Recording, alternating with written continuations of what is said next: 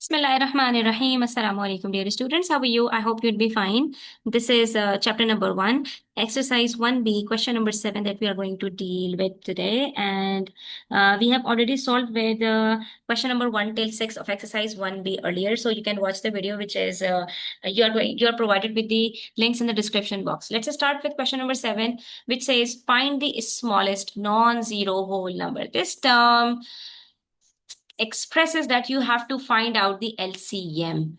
Smallest refers to least.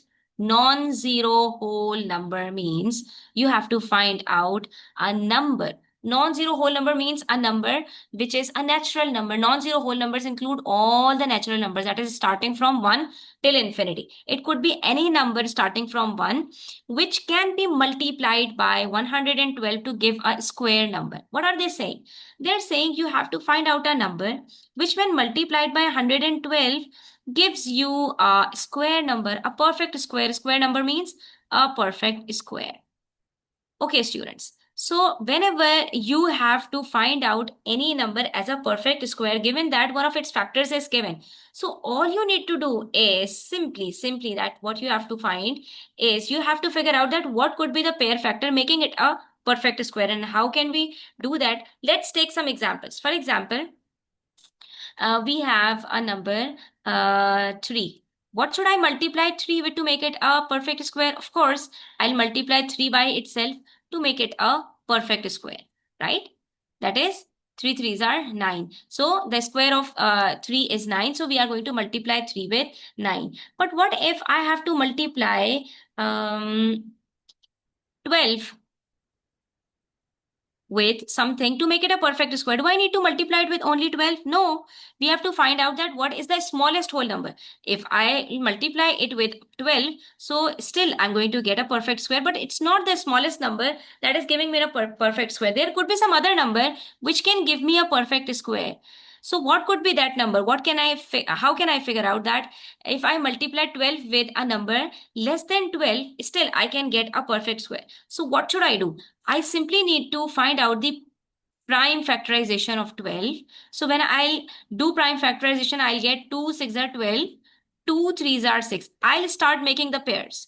One pair of 2, I've already got. But still, I have a 3 over here. So when I'll multiply 3 with 1, I'm going to get 3. So I do not have a pair of 3. So if I simply multiply this number by one more 3 over here, so I will have a pair of 3 as well. So what should I do? I should multiply 12 with 3 to make it 12 3s are 36. And you can see that yes, 12 is a perfect square. So this is the smallest number that I should multiply 12 with to make it a perfect square. So whenever you come up with these type of questions, all you need to do is you just need to find out the prime factorization of that factor, and after finding the prime factorization, you just need to figure out that which of the numbers are in pairs and which of them are not. So whatever numbers are not in pairs, you are going to multiply them once more to get a perfect square.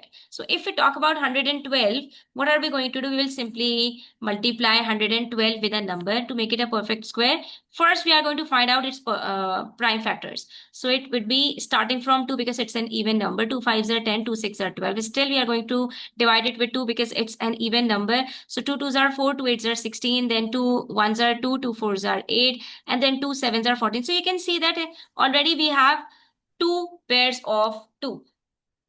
Now, but when it comes to 7, so 7 is single. So what should I multiply 112 with to make it a perfect square? Just with a more 7. So as I'm going to multiply 112 by a 7, it would become a perfect square. Why? Because 112 multiplied by 7 is equals to 784. You see, so I should multiply 112 by 7 to make it a perfect square. And you can check it that 784 is a perfect square. And of what number? So 1, 2, one more 2 and a 7. 2 2s are 4, 4 7s are 28. It means 28 square is 784. Hence prove that yes, 784 is a perfect square. How do we identify that if a number is a perfect square or not? We simply have to make pairs of all its factors. If all the numbers, all the factors are in pairs of a given number, then it is a perfect square. Therefore, we can say that 112 is not a perfect square because one of its factor, that is 7, is not in pair. Two of its factors, that is 2 and 2, are in pairs, but 7 is not in a pair. So we can say that 112 is not a perfect square. So here comes the next question, which says,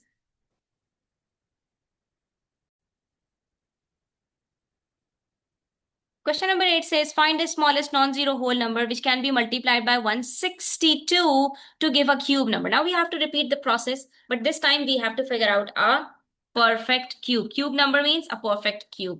So what are we going to do? Simply, we are going to multiply 162 with a number. For that, we are going to figure out the prime factors of 162 by prime factorization methods. So start dividing it with 2. 2 8s are 16 and 2 1s are 2. Then 81 is not a even number anymore. So we cannot divide it with 2. So we have a single 2 out there. And for a number to be a perfect square, just keep this in mind that for every number that is a perfect cube, it has each of its prime factors in a group of 3. That is, there should be 3 2s, 3 3s, 3 4s, 3 5s, whatever factor we have, to be in a group of 3. It should be thrice to be a perfect cube. So we can say that yes, 162 is not a perfect cube because it has only 1 2 as its factors. It must have at least 3 2s to become a perfect cube. Now let us figure out that what other factors does it have. So starting from 3, 327s are, 3 9s are, 3 3s are, and 3 1s are. So we can only group 3 into a group of 3. Otherwise, we have a single 3 as well. So we have to multiply 162 by 2 more 2s and 2 more 3s to make it a perfect cube. Because a number having a group of 2, a group of 3, another group of 3 having 3 factors in each of them would be a perfect cube. So we have to multiply 162 by 2, multiply by 2, multiply by 3, multiply by 3. What is that number? 2 2s are 4, 3 3s are 9, 4 9s are 36. It means I have to multiply 162 by at least 36 to make it a perfect square. And as I'm going to multiply 162 by 36, I'm going to get 5832. You can check it that if 5832 is a perfect cube, so we are going to repeat the process. That is, we are going to find out its prime factors. Let's see if you're going to get all the factors in a group of 3 or not. So 5832 is, start dividing it by 2. 2 2s are 4, 2 9s are 18, 2 1s are 2, 2 6 are 12, 2 1s are 2, 2 4s are 8, 2 5s are 10, 2 8s are 16, 2 7s are 14, 2 2s are 4, 2 9s are 18. Now we are going to start dividing it with 3. So we have a complete group of 2 having 3 2s in it. Then 3 2s are 6, 3 4s are 12, 3 3s are 9, 3 8s are 24, 3 1s are 3, 3 27s are. So you can see that now we have one group of 3. Then 3 9s are 27, 3 3s are 9, 3 1s are 3. So we have one more group of 3. So it means, yes, 5832 is a perfect cube. And for which number is it a perfect cube? 2 3s are 6, 3s are 18. So you see, the cube of 18 is equals to 5832. Hence prove that, yes, if we multiply the given number. So what have we learned? That if we multiply 162 by 36, we will get a perfect cube. So what is the answer? Is 5832 the answer or 36? So we have to find out the smallest non-zero whole number, whole number which can be multiplied. Read the statement again and read this statement. And when you will match them, so you'll understand that we have to find the smallest non-zero whole number which can be multiplied by 162 to give a cube number. What that cube number is? That is 5832. But we have to figure out that what number should I multiply 162 with to have 5832. So my answer to this is 36. The smallest non-zero whole number is 36, which can be multiplied by 162 to give a cube number, that is 5832. Okay.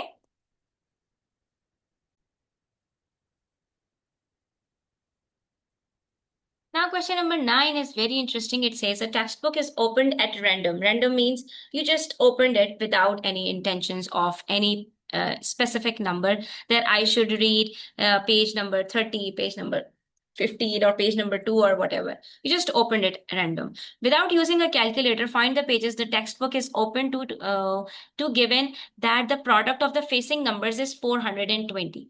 So for these type of questions, students, what do we need to do? Since we know that whatever the numbers we have opened, they would be consecutive numbers, right? Consecutive numbers means a number with the number next to it.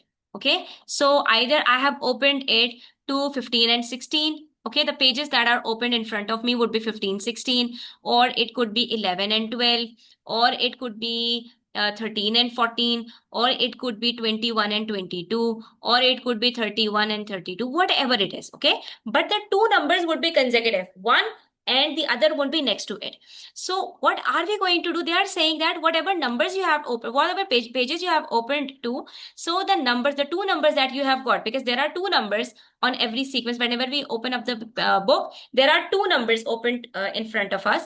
So the two numbers have a product of 420. Now they're giving us a hint over here. What are we going to do? We just have to figure out that what perfect square do we have below 420. For this, students, it's very easy for you to at least memorize the first 20 perfect squares. And here they are giving us with the hint that 400 is a perfect square. And you know, 400 is a perfect square of which number?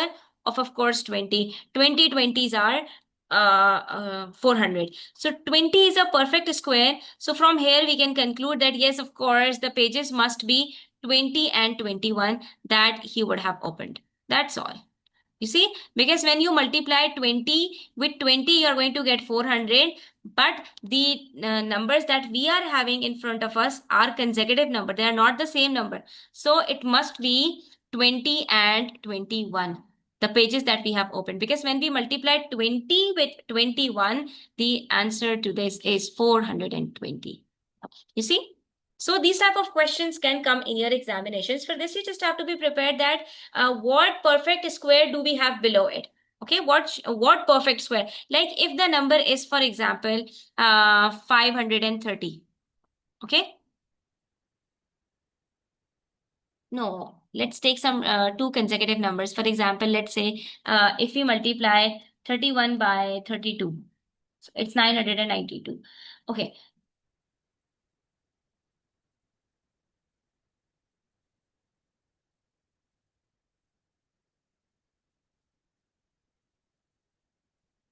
So if let's say the product of the two numbers is 992. So to figure out that what the two numbers would be, we will multiply we will figure out that what perfect square do we have before 992. It's 961, which is the perfect square of, I guess, 31. Yes, the perfect square of 31 is 961. So the two numbers that are opened in front of us would be 31 and 32. That's all. So for these type of questions, you just have to figure out that what perfect square comes right before this number. So that would be your answer. That's all.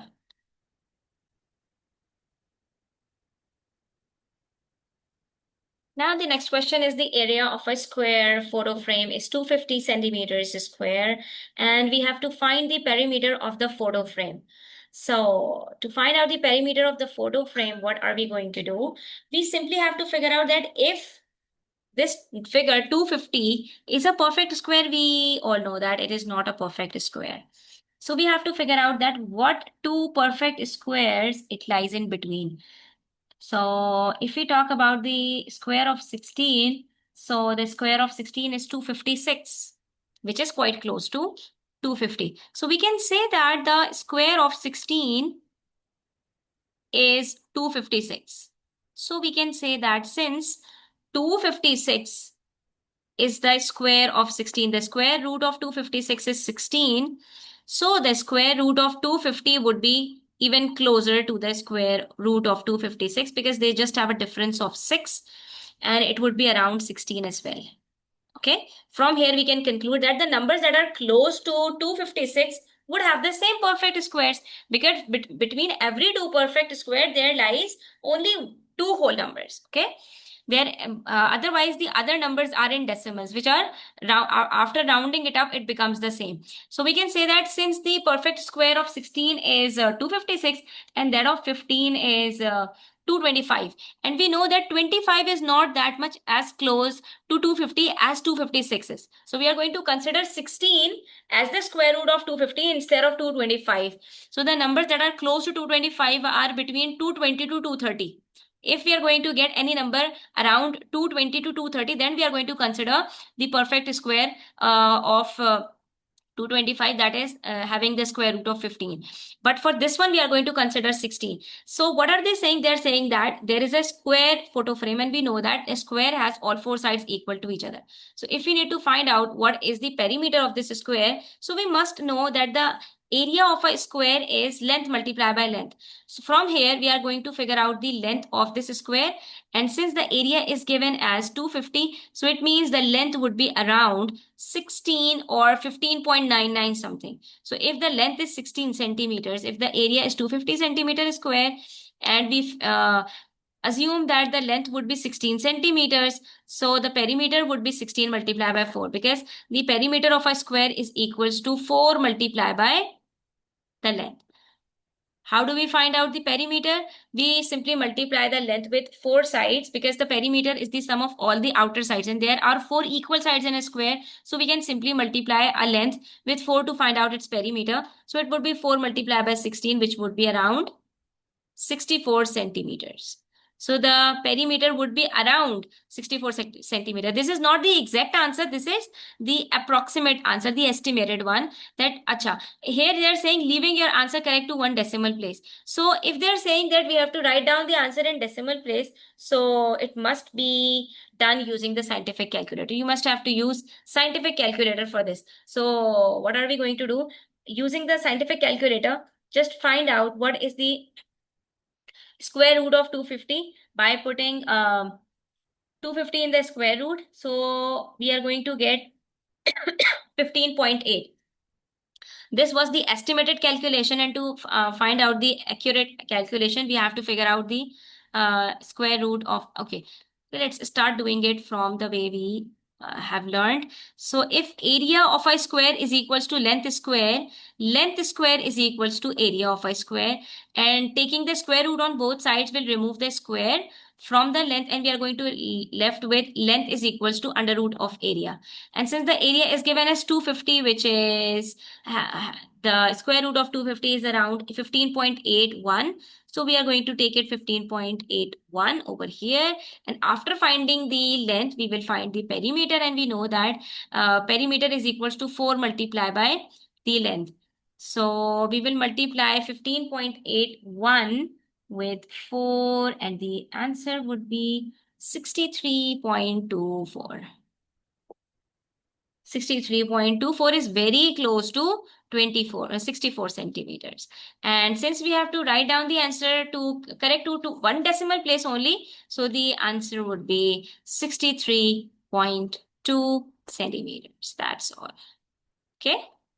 So without using a calculator, you cannot get the accurate answer. Yes, there is one more method that I have already shared with you people earlier in my earlier videos, that how can you find the square root of a non-perfect square using the division method. But that's quite typical for you at this stage. So if you just use the estimation method, that would be most appropriate for you to use it, and that would be most convenient as well. Okay, so we have completed till question number 10. Inshallah, we are going to do a few more questions in the next video. Until then, take care, and don't forget to subscribe to my channel if you are new, and share it with your friends as much as you can. Allah Hafiz.